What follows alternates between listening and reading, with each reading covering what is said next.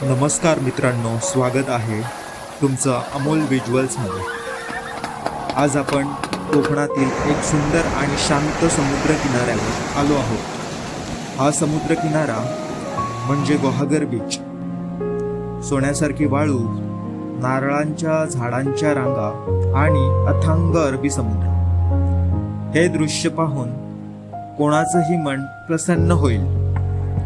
चला तर मग आजच्या व्हिडिओमध्ये आपण गुहागर बीचची सुंदरता, इतिहास, खास वैशिष्ट्ये आणि इथले अनुभव जाणून घेऊया।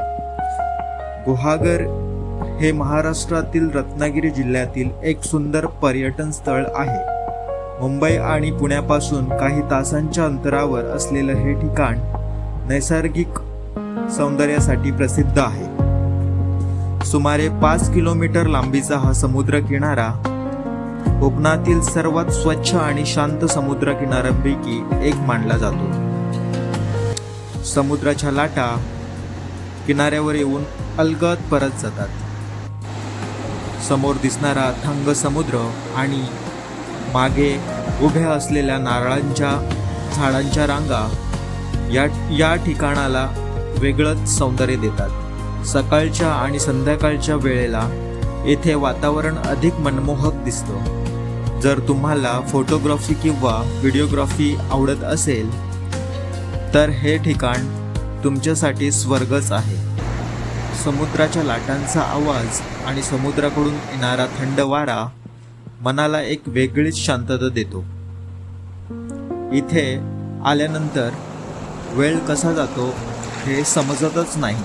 अनेक पर्यटक येथे सकाळी चालण्यासाठी, योगा करण्यासाठी किंवा फक्त निसर्गाचा आनंद घेण्यासाठी येतात। आता सूर्यास्ताची वेळ जवळ आली आहे।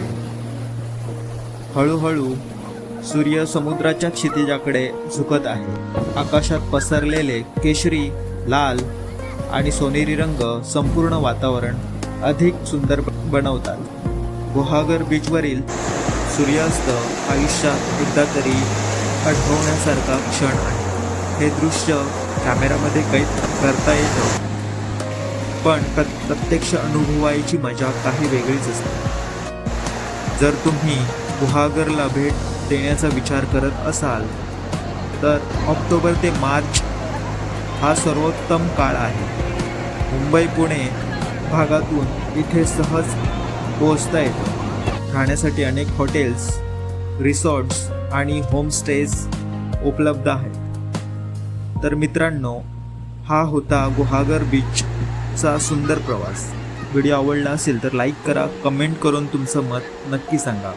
अमोल व्हिज्युअल्स चॅनलला सबस्क्राईब करायला विसरू नका। अशाच सुंदर सफारीसाठी पुन्हा भेटूया। तोपर्यंत नमस्कार।